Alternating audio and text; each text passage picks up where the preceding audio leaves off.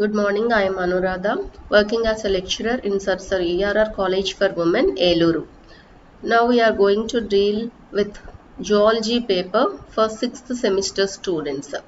Paper title is Immunology and the topic is Monoclonal Antibodies from Unit 3. Introduction. Mono means single, clone. So that is the antibodies produced from a single clone are called monoclonal antibodies. They are designated as MAB. Small m stands for monoclonal. AB stands for antibodies.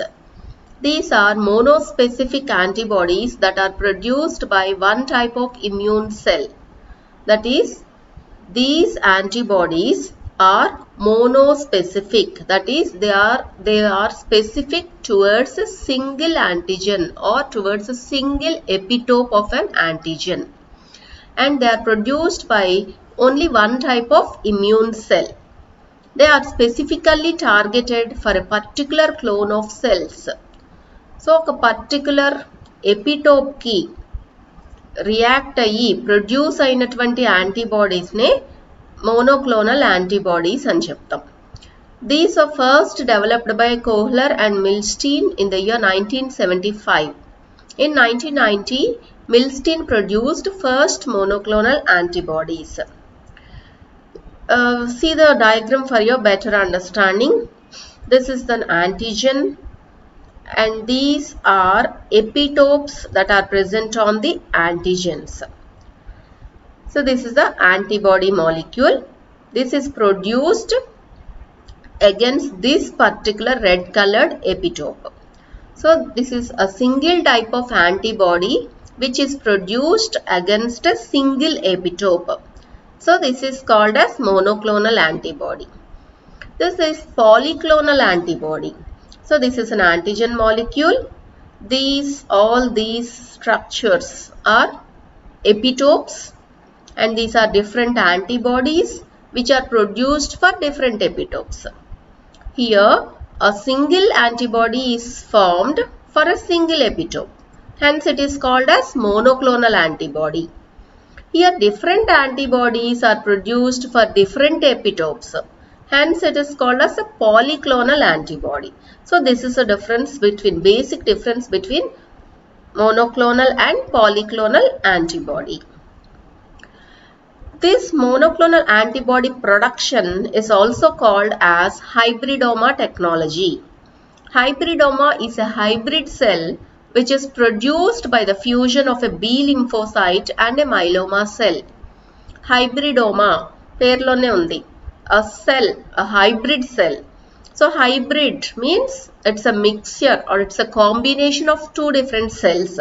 So what are those two different cells? Means B lymphocyte and myeloma cell. So the combination or fusion of these two cells results in the production of a hybrid cell which is called as hybridoma. So the process of producing these hybridomas is called hybridoma technology. Hybrid cell అనేది it's a fusion or a combination of two different cells. మనం hybridoma technology అంటే hybridomas ని produce చేసేటువంటి technology. Hybridomas అంటే ఏంటి? Hybridomas are nothing but hybrid cells produced by the fusion of B lymphocyte and myeloma cell. So ఎందుకని ఈ two cells నే మనం సెలెక్ట్ చేసుకుంటున్నాం ఫ్యూజన్ కి? Because B lymphocytes they are capable of producing antibodies. Antibodies ni produce చేసేటువంటి cells B lymphocytes. అట్లాగే myeloma cell is a cancerous cell which is immortal in nature. So immortal means which have no death. So cancerous cells, they divide continuously. We all know that. They show unending cell division. అందుకనే అవి immortal cells అంటాం. Continuous గా rapid cell division ని exhibit చేసి cell number or cell proliferation అది continuous గా జరుగుతుంది కాబట్టి మైలోమా సెల్ ని ఇమ్మోర్టల్ సెల్ అని చెప్తాము. సో ఈ రెండు నేచర్స్ కలిగినటువంటి సెల్స్ ని తీసుకున్నాం. ఒకటి యాంటీబాడీస్ ప్రొడ్యూస్ చేసేటువంటి కెపాసిటీని కలిగి ఉన్న సెల్, అనదర్ వన్ ఈస్ ఎక్కువ నెంబర్ ఆఫ్ సెల్ డివిజన్స్ జరిగి ఎక్కువ నెంబర్ ఆఫ్ సెల్స్ ని ప్రొడ్యూస్ చేసేటువంటి నేచర్ కలిగినటువంటి cell, that is myeloma cell. So అట్లాంటి 2 సెల్స్ ని ఇక్కడ మనం తీసుకొని ఫ్యూజ్ చేసి హైబ్రిడ్ సెల్ ని ప్రొడ్యూస్ చేస్తున్నాం.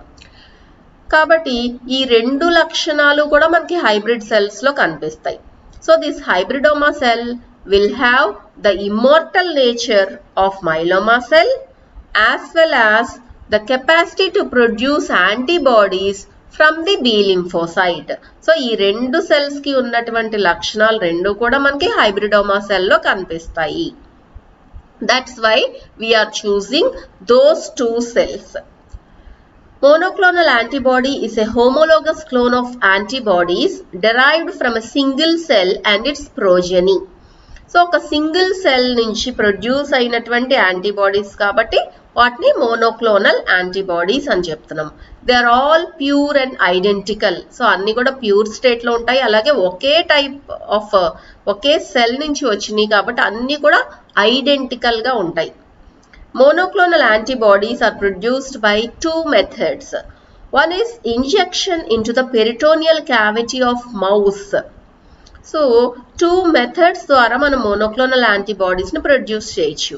ఫస్ట్ మెథడ్ ఈజ్ యాంటీజెన్స్ ని పెరిటోనియల్ క్యావిటీ ఆఫ్ మౌస్ లోకి ఇంజెక్ట్ చేయటం ద్వారా, that is the in vivo method. అంటే ఇది లివింగ్ ఆర్గానిజం లో చేస్తున్నాం కాబట్టి, బయలాజికల్ సెల్స్ లో చేస్తున్నాం కాబట్టి దాన్ని in vivo condition or in vivo method అని చెప్తాం.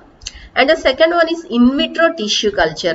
So in vitro means under laboratory conditions.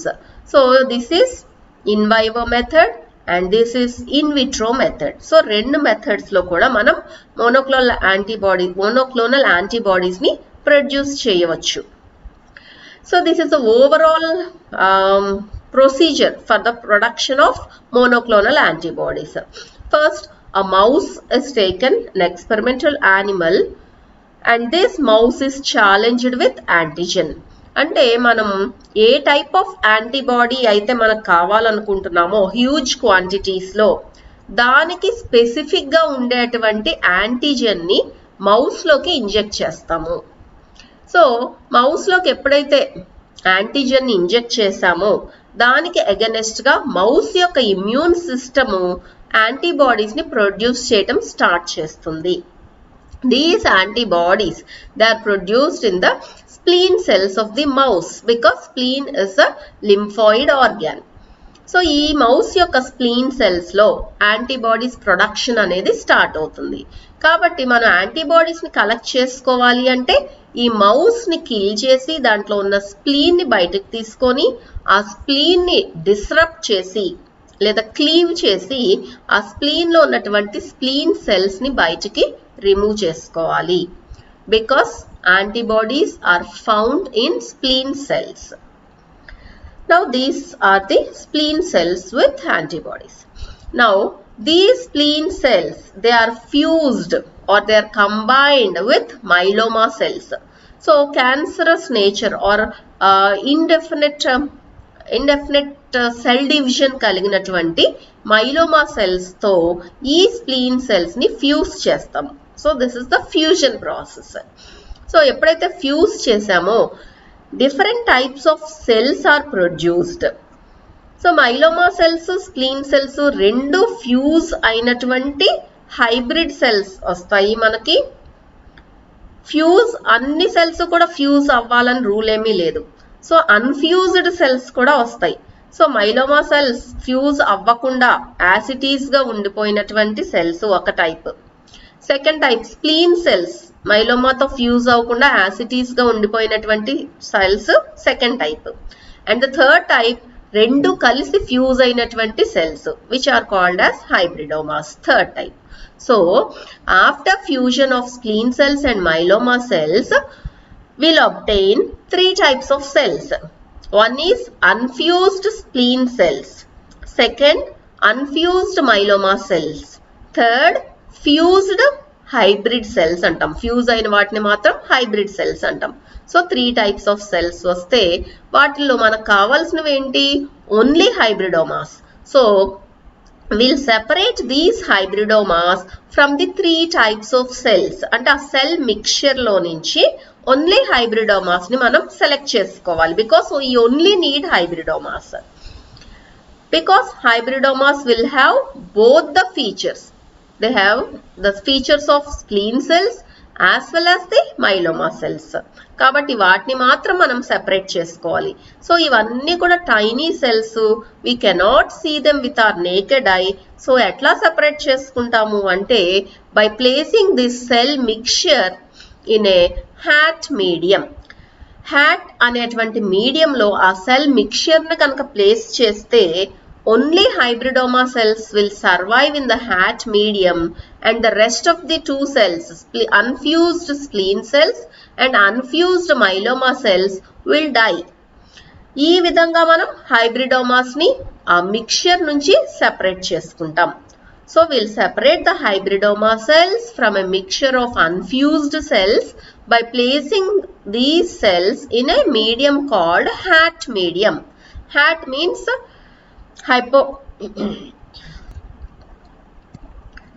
hat means hypoxanthine, aminopterin and thymidine medium.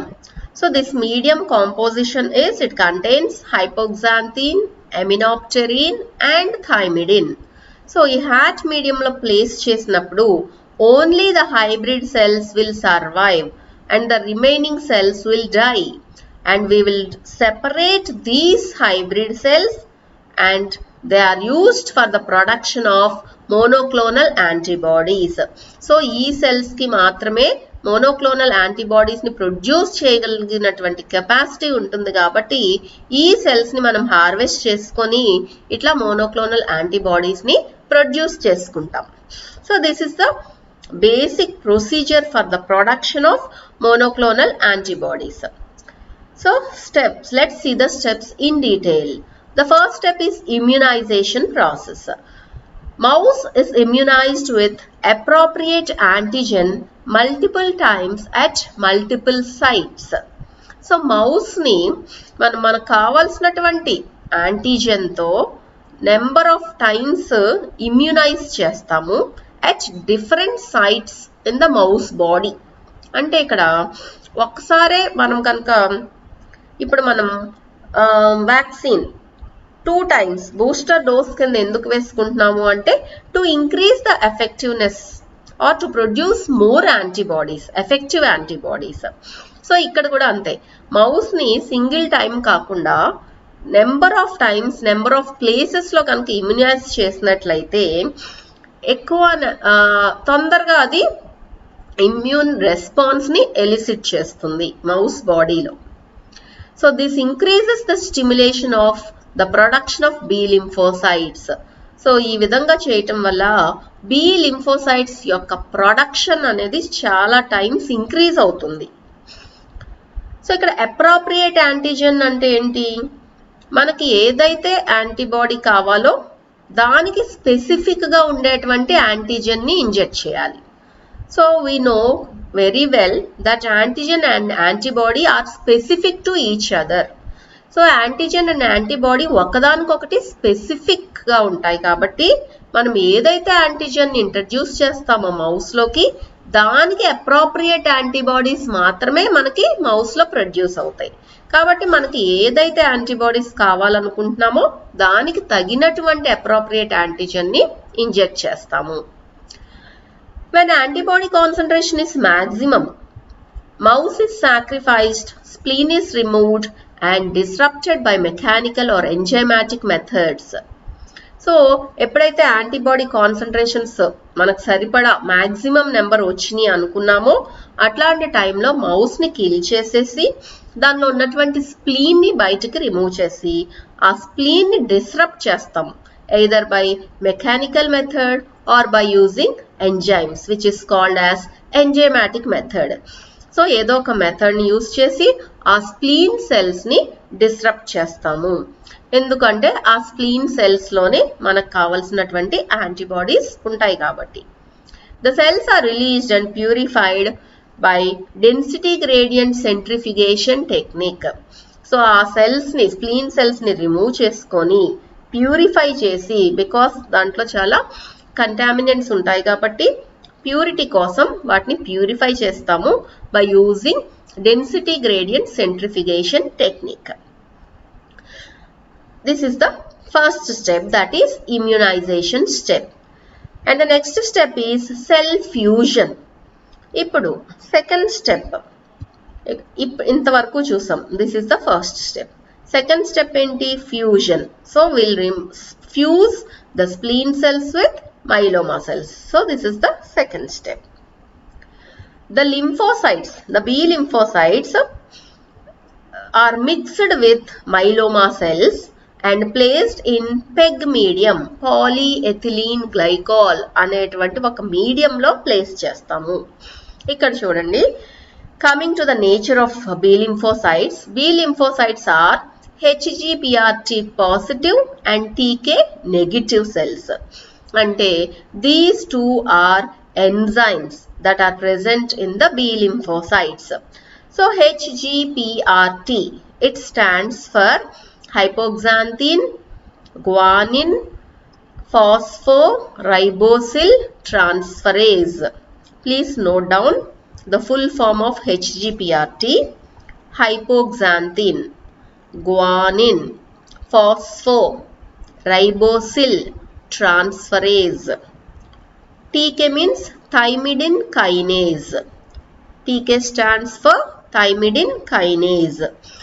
So the lymphocytes, they are HGPRT positive and TK negative. That is, they contain HGPRT enzyme and they lack TK enzyme. So itlanti B lymphocytes ni they are mixed with myeloma cells. Myeloma cells, they lack HGPRT enzyme. B lymphocytes లో HGPRT positive ఉంటుంది, myeloma cells లో HGPRT negative ఉండదు. So please remember this point, it is most important. Lymphocytes are HGPRT positive, myeloma cells are HGPRT negative.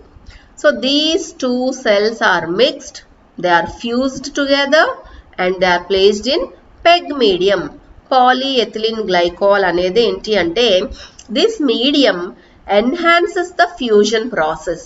ఆ రెండు cells ఒకదాంతో ఒకటి బాగా fuse అయ్యేలాగా help చేసేటువంటి medium polyethylene glycol medium.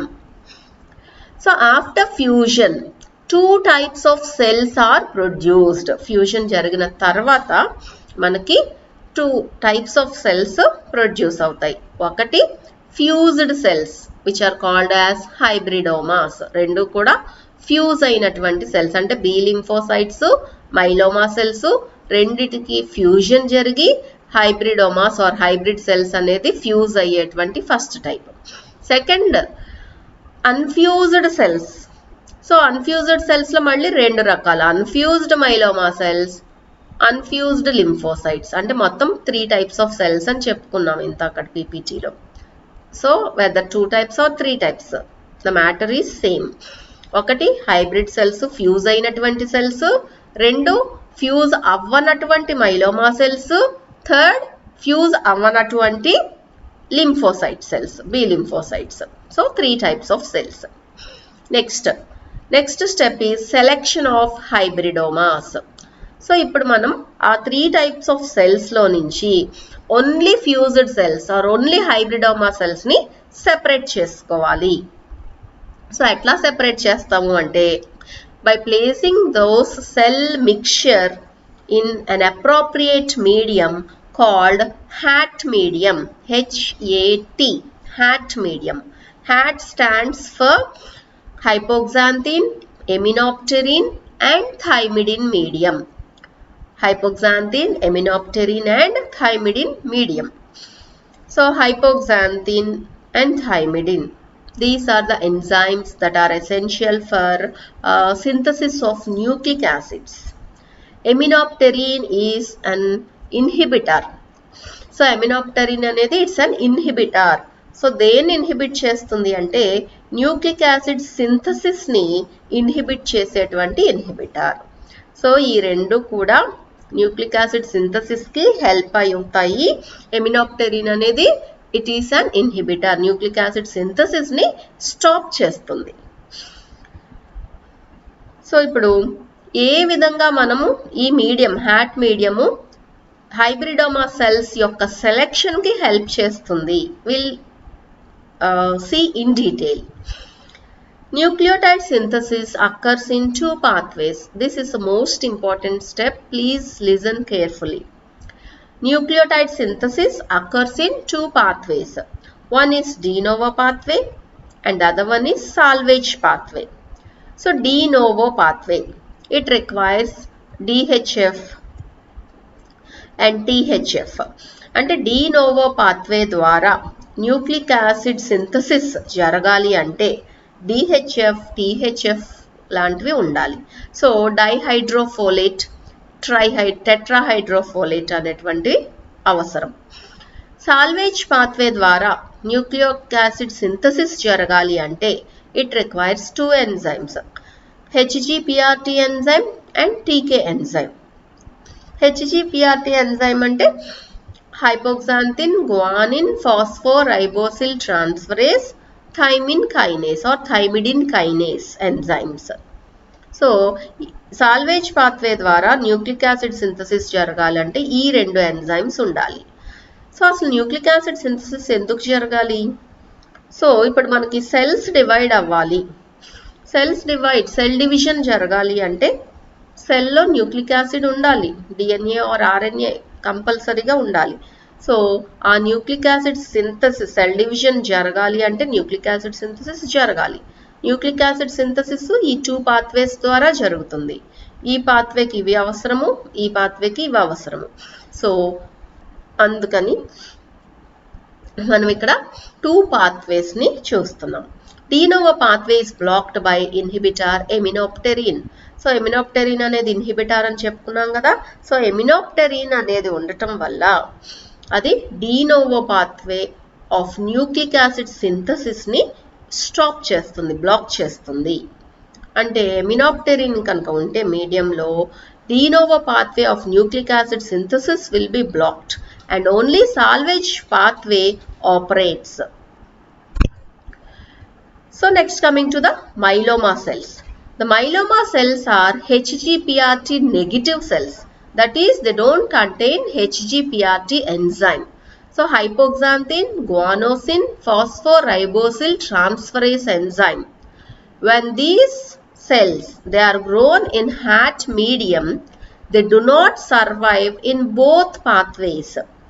So when myeloma cells are placed in a HAT medium, both the de novo pathway as well as the salvage pathway are blocked.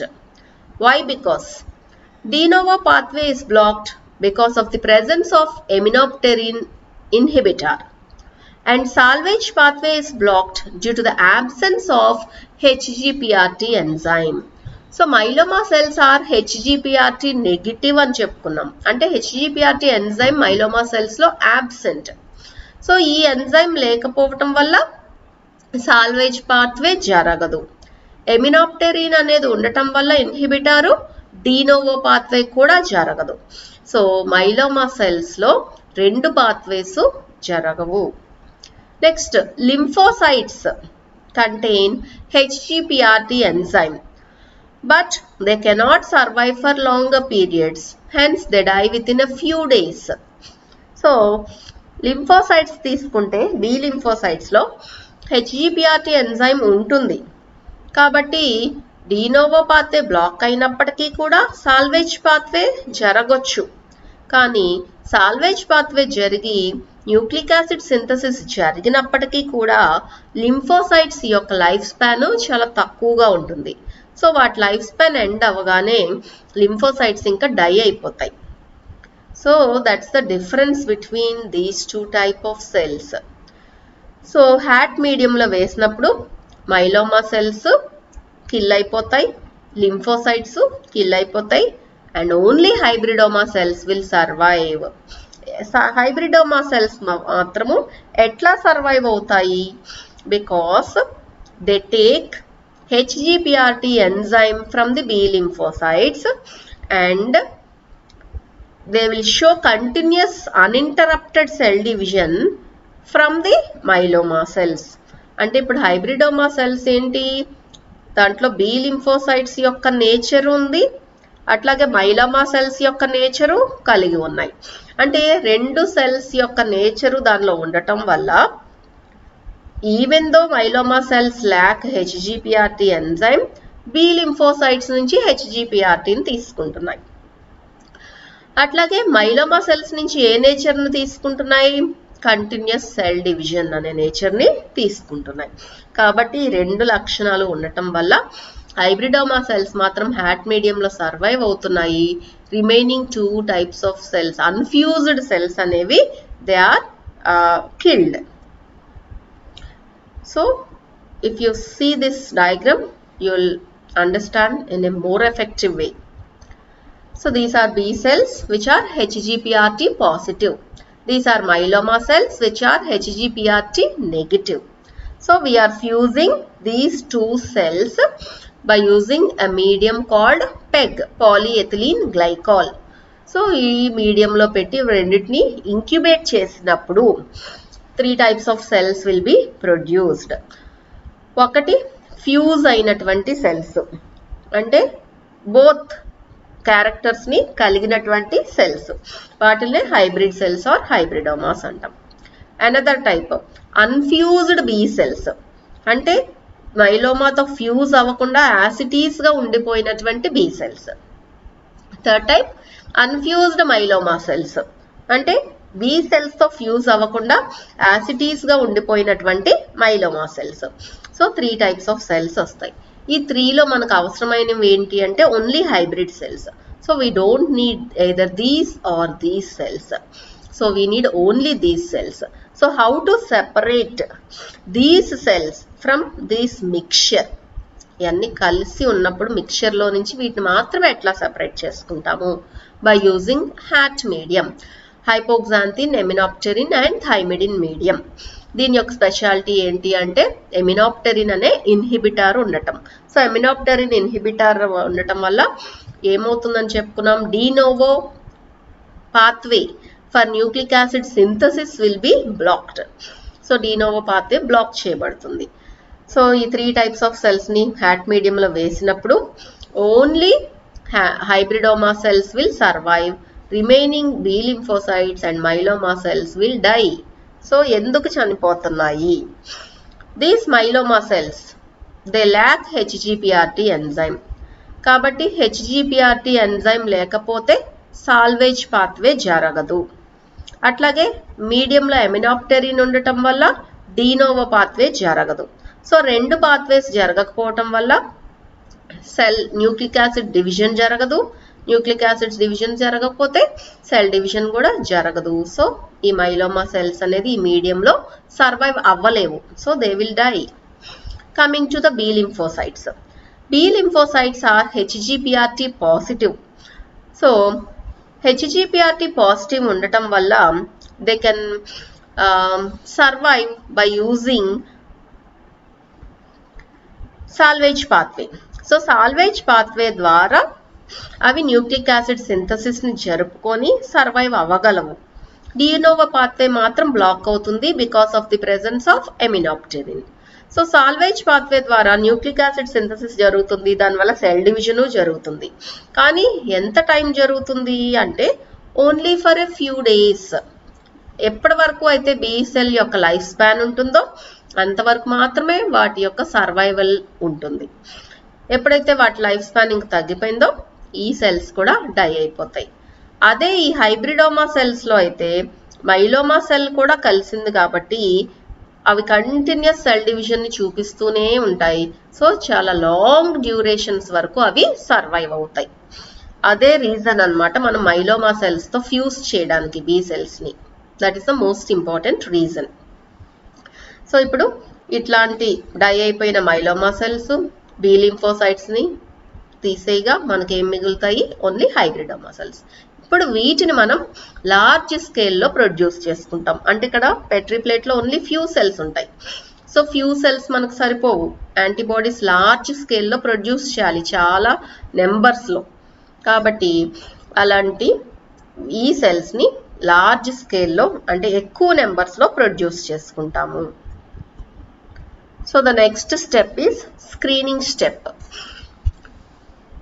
So hybridomas are screened for secretion of antibody of desired specificity by using ELISA technique. అంటే ఇక్కడ వచ్చినటువంటి యాంటీబాడీస్ని మళ్ళీ ఒకసారి check చేసుకుంటాం. హైబ్రిడోమాస్ని మనకి కావాల్సినటువంటి యాంటీబాడీస్నే produce చేస్తుందా, some other type of antibody ఏమైనా అన్వాంటెడ్ యాంటీబాడీ ప్రొడ్యూస్ అవుతుందా అనే దాన్ని స్క్రీన్ చేసుకోవడానికి చేసేదే screening step.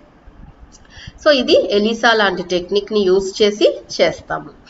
The antibodies secreted by the hybrid cells are called monoclonal antibodies.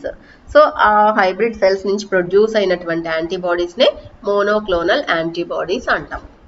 And the last step is cloning and propagation. So ఇవి తక్కువ నెంబర్లో produce అవుతాయని చెప్పుకున్నాం కదా. సో తక్కువ నెంబర్లో ఉంటే సరిపోవు కాబట్టి to produce maximum monoclonal antibodies in large vessels we have to clone and propagate those cells. So వాటిని ఎక్కువ మోతాదులో ప్రొడ్యూస్ చేసుకోవటం కోసం లార్జ్ స్కేల్ బయోరియాక్టర్స్లో వాటిని లేదా పెద్ద పెద్ద కల్చర్ వెసల్స్లో కల్చర్ చేస్తాము. So that is the procedure for the production of monoclonal antibodies. Coming to applications. Hybrid cells produce blood group antibodies on a large scale. So blood group యాంటీబాడీస్ని produce చేసుకోవాలి large స్కేల్లో అంటే ఈ hybridoma టెక్నాలజీని use చేసుకోవాలి. Phenotypic differences between B lymphocytes and T lymphocytes can be identified. B లింఫోసైట్స్కి T లింఫోసైట్స్కి మధ్య ఉన్నటువంటి ఫీనోటైపిక్ డిఫరెన్సెస్, ఫిజికల్ డిఫరెన్సెస్ని ఐడెంటిఫై చేయడానికి we use monoclonal antibodies. Origin of tumour cells can be traced. So tumour cells అంటే cancer సెల్స్ని వాటి యొక్క ఆరిజిన్ని మనం గుర్తించవచ్చు. Helps to locate cancerous tissues. So A tissues అయితే క్యాన్సర్ కాసింగో, క్యాన్సర్కి ఎఫెక్ట్ అయినటువంటి టిష్యూస్ ఏవైతే ఉన్నాయో వాటిని మనం ఐడెంటిఫై చేయొచ్చు. కమింగ్ టు థెరపాటిక్ అప్లికేషన్స్ అంటే ట్రీట్మెంట్కి పరంగా మోనోక్లోనల్ యాంటీబాడీస్ని యూస్ చేసుకోవచ్చు. Functions of immune system can be studied. So immune system యొక్క ఫంక్షన్స్ని మోనోక్లోనల్ యాంటీబాడీస్ని యూజ్ చేసి స్టడీ చేయొచ్చు, రీసెర్చ్ చేయొచ్చు. Antigen can be purified.